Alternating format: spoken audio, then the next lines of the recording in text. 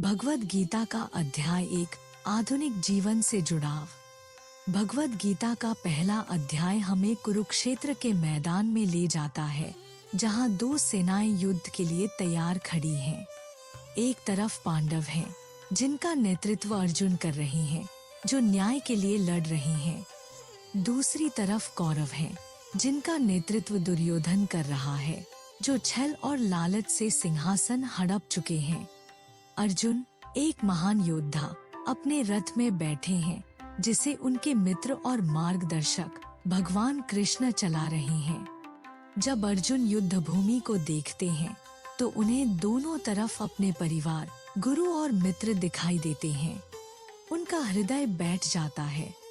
अपने ही लोगों से लड़ने और उन्हें मारने का विचार उन्हें निराशा से भर देता है।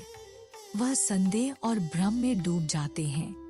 वह कृष्ण की ओर मुड़ते हैं और कहते हैं, मैं अपने ही परिवार के खिलाफ कैसे लड़ सकता हूँ?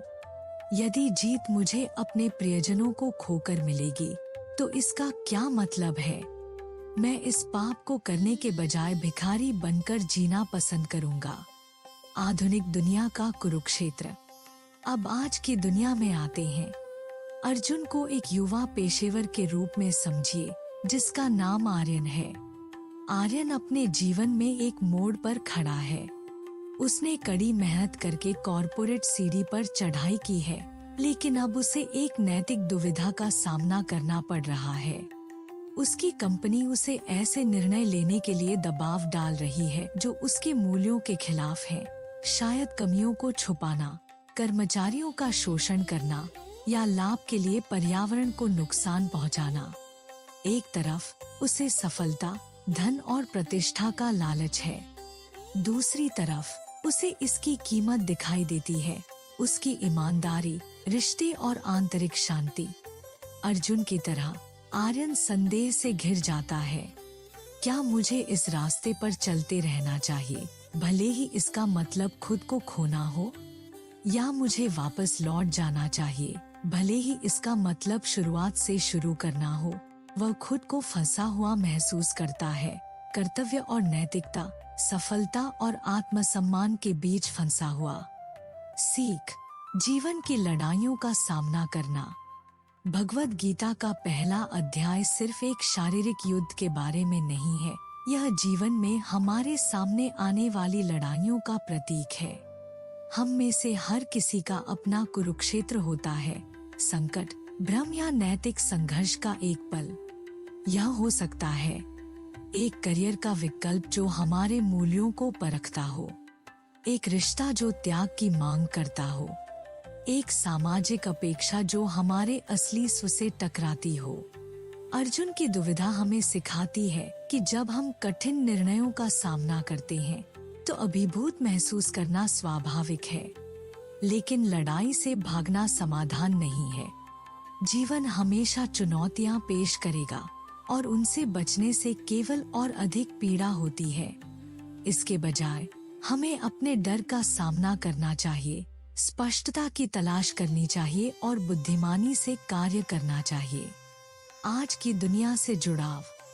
एक आधुनिक युग में नैतिक संघर्ष, जैसे अर्जुन अपने योद्धा के कर्तव्य और अपने परिवार के प्रति प्रेम के बीच फंसे थे, वैसे ही हम अक्सर अपनी जिम्मेदारियों और मूल्यों के बीच संघर्ष करते हैं। गीता हमें याद दिलाती है कि जब हम खो जाते हैं, तो हमें रुकना, विचार करना और मार्गदर्शन लेना चाहिए। 2 मार्गदर्शक का महत्व। अर्जुन कृष्ण से ज्ञान मांगते हैं।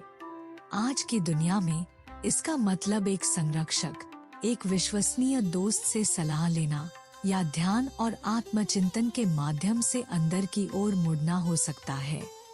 हमें अपनी लड़ाइयों को अकेले नहीं लड़ना है। 3 अंदर की लड़ाई। असली युद्ध बाहर नहीं, बल्कि हमारे अंदर होता है। हमारे डर, इच्छाएं और आसक्तियां। गीता हमें साहस और स्पष्टता के साथ अपने आंतरिक संघर्षों का सामना करने के लिए प्रोत्साहित करती है। 4 निर्णय लेने में प्रासंगिकता।